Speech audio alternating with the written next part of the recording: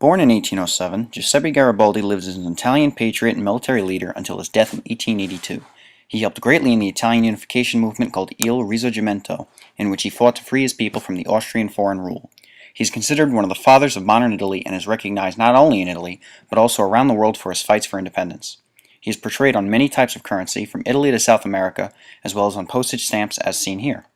Garibaldi is also remembered by the many statues of him around the world, in Italy, Brazil, Argentina, Bulgaria, France, Hungary, Russia, Uruguay, as well as here in the US in New York City's Washington Square Park. He even has a brand of macaroni named after him. But what is it that makes Garibaldi so great? What is it about him that has led so many coins and stamps and statues of this freedom fighter to come about? This map of Italy shows Garibaldi's successes throughout the entire Italian peninsula, and how he unified the country as one, driving out the forces that kept the regions apart. One of the major foreign oppressors, Austria, has a history of invading Italy's northern regions and controlling the territories of Venetia. So what does Garibaldi do about all this oppression? He fights, of course. He leads men and he conquers. He is, after all, an Italian. Yet, however great a fighter he may be, he would not have nearly accomplished as much as he did unless he wisely led his men, which cannot be done without leadership taken in the forms of speech-giving. In 1860, Garibaldi gave a speech in Italy to encourage his soldiers to fight for their country and to fight for freedom. Already being in his 50s at the time, Garibaldi used his experience, wisdom, and rhetoric to call his army to action. The speaker used language effectively in the situation of his speech, considering his audience and purpose very carefully. Garibaldi truly shows that he not only had battlefield skill, but also rhetorical skill when he persuaded others of human rights. The first part of Garibaldi's speech we will look at calls the soldiers to action for freedom. He exclaims, "To arms then, all of you, all of you." He has credibility in saying this because in 1848 he also raised volunteers for military campaigns to overcome the rule of Imperial Austria, and then in 1860 his troops known as the Red Shirts took Sicily in the name of Victor Emmanuel II of Italy. Against the odds, they conquered the Mezzogiorno, otherwise known as the Italian South, and furthered their war. Garibaldi's background creates ethos for his audience since it proves his sincerity. Next we will address Garibaldi's use of pathos. Garibaldi said, "To this wonderful page in our country's history another more glorious still will be added, and the slave shall show at last to his free brothers a sharpened sword forged from the links of its fetters." Emotionally loaded words like glorious in the former part of the sentence and the figurative language in the latter part work together to create what Aristotle would call pathos. The speech also would receive an emotional response because of Garibaldi's personal relation to the subject, and this personal connection gives special meaning to the speech. Finally, we will address Garibaldi's use of logos. He said, "This people are their own master. It wishes to be the brother of other peoples, but to look on the insolent with a proud glance, not to grovel before them imploring its own freedom. It will no longer follow in the trail of men whose hearts are foul. No, no, no." Garibaldi is appealing to his soldiers with the logic that they need not be oppressed by Austrian rule.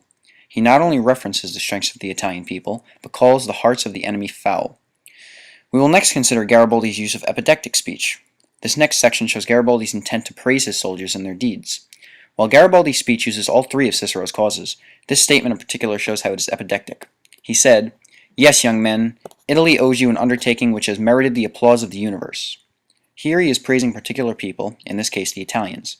Later on, Garibaldi also censures the Austrians by calling them oppressors and their regime a tyranny. Additionally, Garibaldi tells the Italians of how they will defeat the Austrians when he said, "You have conquered and you will conquer still, because you are prepared for the tactics that decide the fate of battles."